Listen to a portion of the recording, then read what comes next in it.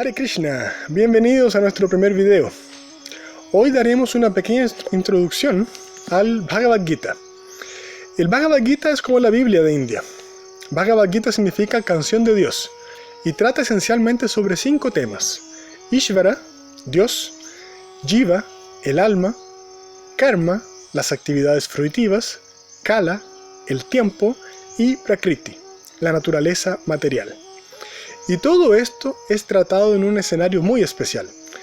El Bhagavad Gita es una conversación entre Krishna y Arjuna, momentos antes del comienzo de una gran batalla que reunió a millones y millones de soldados agrupados en 2 bandos. Por un lado estaban los Pándavas, que eran el lado de Arjuna, y por otro lado estaban los Kurus. Los Pándavas eran los 5 hijos del rey Pandu. Sus nombres eran Yudhishthira, Bhima, Arjuna, Nakula y Sahadeva. Los Kurus eran sus primos, hijos del rey Dhritarashtra, y eran liderados por el hermano mayor, que se llamaba Duryodhana.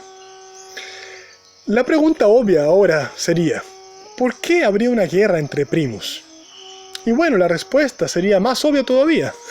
Por el poder, claro está. El Bhagavad Gita es un capítulo del poema épico llamado Mahabharata. Maha significa gran y Bharata es el nombre original de India. Este poema épico trata sobre la historia de la India ancestral y fue escrito hace más de 5000 años por el sabio Vyasadeva. Cuenta la historia de la dinastía que reinaba la India a partir de 2 o 3 generaciones antes de los Pándavas y los Kurus. La generación inmediatamente anterior a ellos era compuesta por 3 hermanos: Dhritarashtra, Pandu y Vidura. Dhritarashtra era el hermano mayor, pero era ciego de nacimiento. Por lo tanto, el reino pasó a ser de Pandu. Pero Pandu murió prematuramente cuando sus 5 hijos todavía eran niños, y no pudieron heredar el reino en ese momento. Mientras los Pándavas crecían y eran educados para ser reyes, Dhritarashtra asumió el papel de rey. Todos los detalles sobre eso están en el Mahabharata. No vamos a entrar en esos detalles porque no es el foco de nuestros videos, ¿ok? Pero los invito a leer el Mahabharata, es fantástico. Los Pándavas fueron educados junto a los 100 hijos del rey Dhritarashtra y sufrieron bastantes penurias a manos de ellos, debido a la envidia que sentían por no poder heredar el reino. Mientras el tiempo pasaba, Duryodhana envenenaba la mente de su padre para convencerlo de que lo nombrara rey a él, en vez de nombrar a Yudhishthira, que era el mayor de los Pándavas y por lo tanto el heredero legítimo al trono. Hasta que, bueno, un día lo logró. Dhritarashtra decide dividir el reino en 2 partes, dejando la parte más civilizada, por decirlo de alguna forma, a Duryodhana. Entonces era la parte que ya estaba lista, era llegar y reinar. Y le dio una parte tremendamente inhóspita a los Pándavas. Entonces no era llegar y reinar, tenían que construir, tenían que sacar, desmalezar, etc. Era una parte muy, muy inhóspita del reino.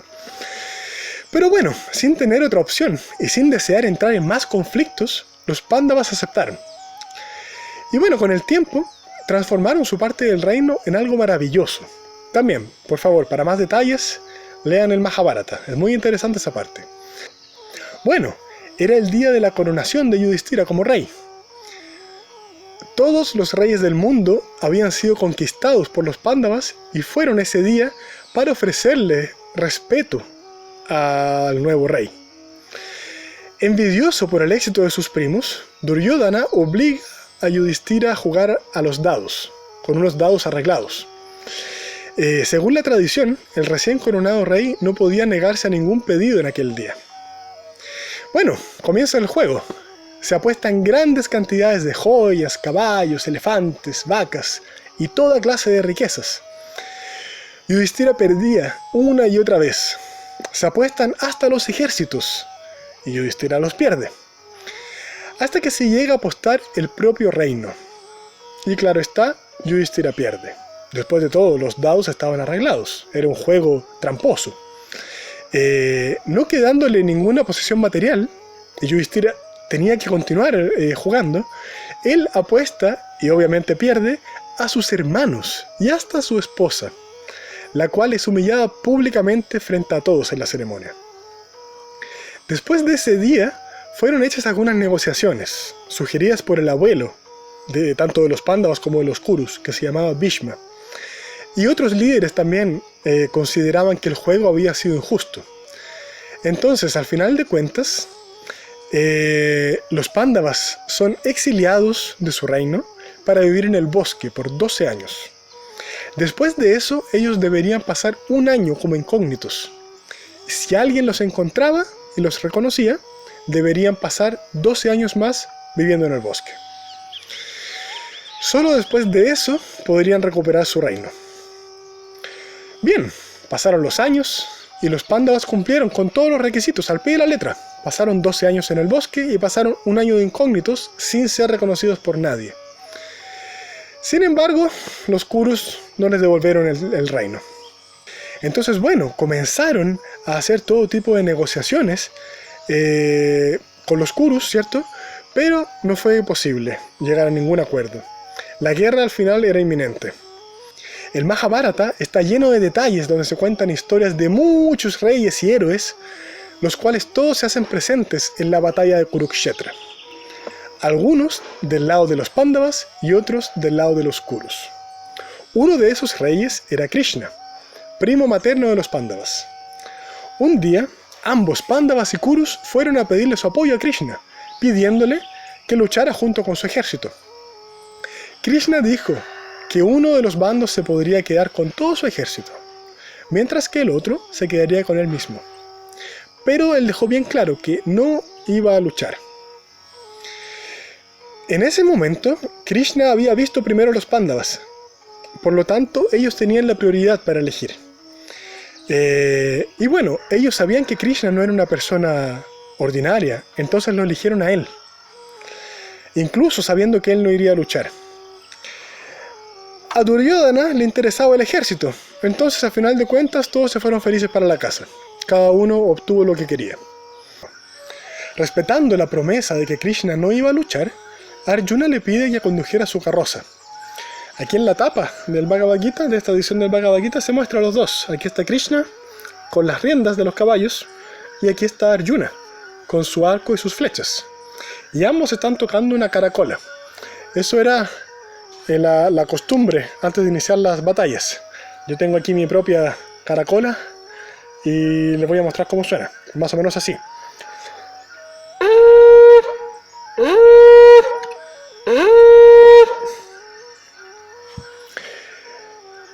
Eso servía como comunicación entre los miembros del ejército, ¿cierto?